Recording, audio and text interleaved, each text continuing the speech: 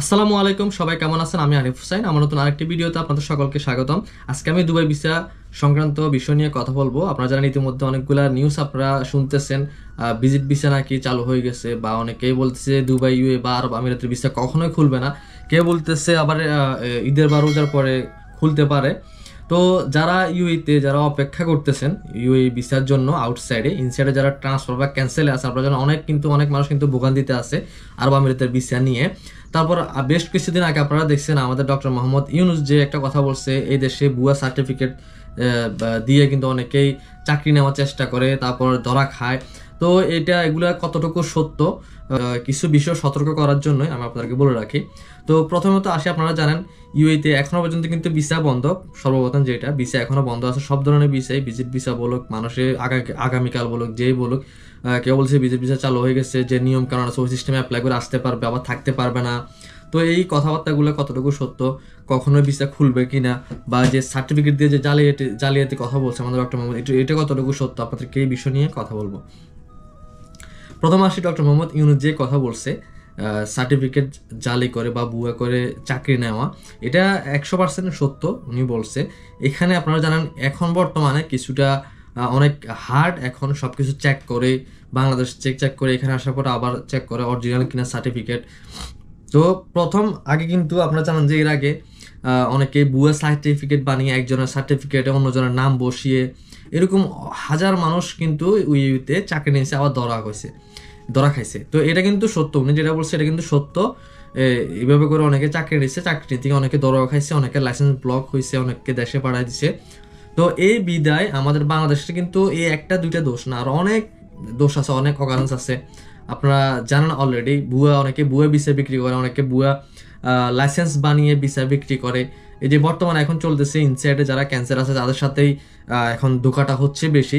আপনারা জানলে অবাক হবেন যে একটা লাইসেন্স তারা করছে, দুজন পার্টনার ভিসা বিক্রি করার পরে ওই লাইসেন্সটা ওদের সব কিছু হয়ে গেছে, মানে পরে জানতে পারে যে লাইসেন্সটা ব্লক, লাইসেন্সটা বাতিল।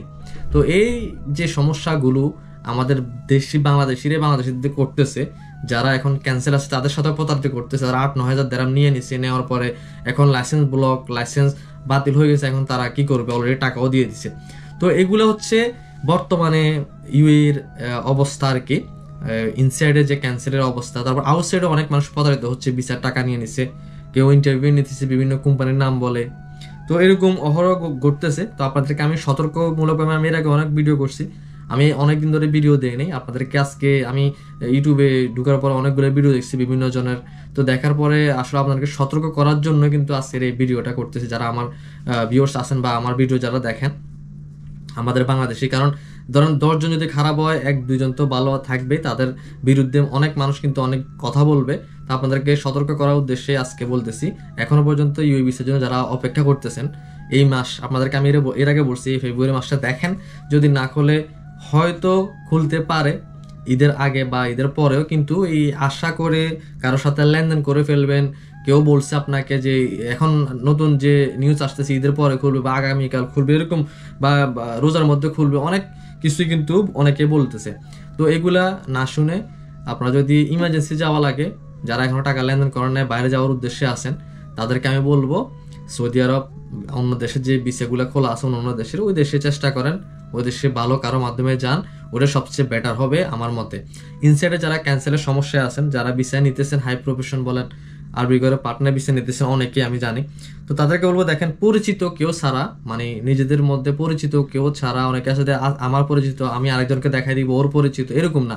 আপনার নিজের পরিচিত কেউ ছাড়া কারো লাইসেন্সে আপনারা ভিসা নেবেন না।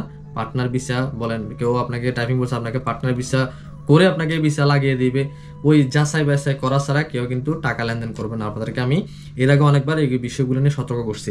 আর ভিসা খুলবে কি না, আপনারা দেখেন ইউএর কিন্তু এখন বর্তমানে সমস্যা আমাদের বাংলাদেশে ভিসা না, শুধু অন্যান্য দেশেরও আছে, ইন্ডিয়া পাকিস্তানেরও আছে।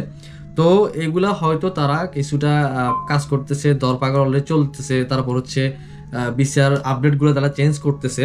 তো এই সবগুলা চেঞ্জ করে হয়তো বা আমাদের যে বাংলাদেশিরা বা আমাদের উপদেষ্টারাও কিন্তু চেষ্টা করতেছে, এখানে যে রাষ্ট্রদূত আছে ওনারাও কিন্তু চেষ্টা করতেছে ভিসাটা তাড়াতাড়ি খোলার।